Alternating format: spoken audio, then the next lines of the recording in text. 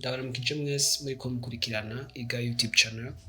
Document scanner canke document electronique zirakoreshwa cane mu gusaba akazi online dukoresheje nka email canke izindi mbuga na cane ku bakunze gusaba ishure canke akazi mu bindi bihugu.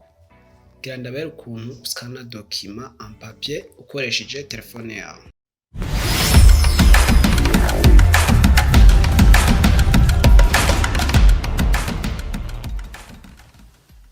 Etape ya mbere ugura connection internet muri telefone yawe, hama ucuja muri navigateur web kuza ukoresha Google Chrome, Opera Mini canke izindi urashobora kuzikoresha.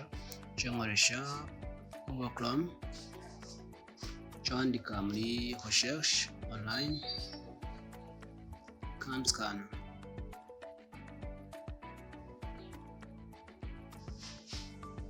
Site web nini mubona itangura, baza kubasigira link muri description.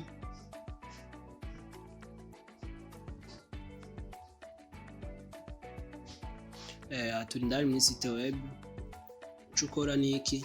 Cukora ucufyonda kuri kamera canke mu gihe wamaze gufotora document yawe ukafyonda kuri galerie ukayitora muri telefone, ariko nshaka tubwire ko dufotora ukafyonda kuri kamera. Document mubona ngira mfotore ni urara abantu ishira hatera wayihonye neza uca ufotora.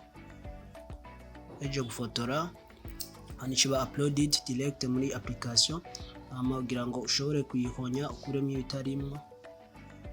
Mubona ngaha hejuru hari ahantu harenga gato muri honyage, ndamanura ahonya neza.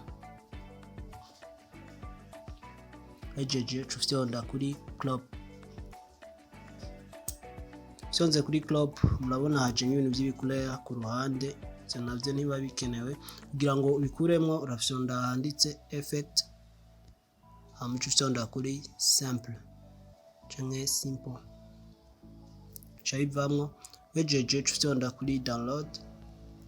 Fyonze download baca bakubaza type de document ushaka gutelecharger, ayo JPG, PNG na PDF. Benshi bakunze gukoresha PDF, donc turaza gukoresha PDF. Fyonda ko ushaka kubaza ushaka ko document yawe ishikira muri telefone yawe, n'izina murayibona. Cukora niki? Fyonda kuri download canke ukabanza ugahindura izina rya fichier yawe, uraklika hama kazana ukafuta ukasigaza iyo .pdf, hama ukandika inyuma izina ushaka kwita document yawe.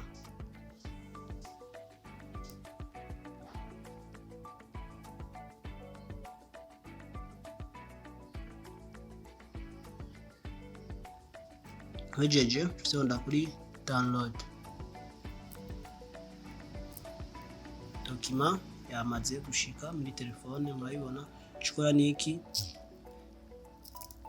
Cha kuyiraba ma files yawe,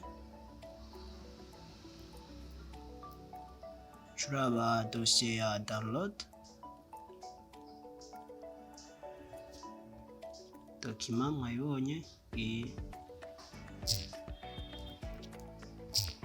Fyonda subscribe menye byinshi kugihe, like and share kubakunze video kugira ngo bimenye benshi. Ufise ikibazo n'ibindi byinshi ushaka kumenya ubisige muri comment.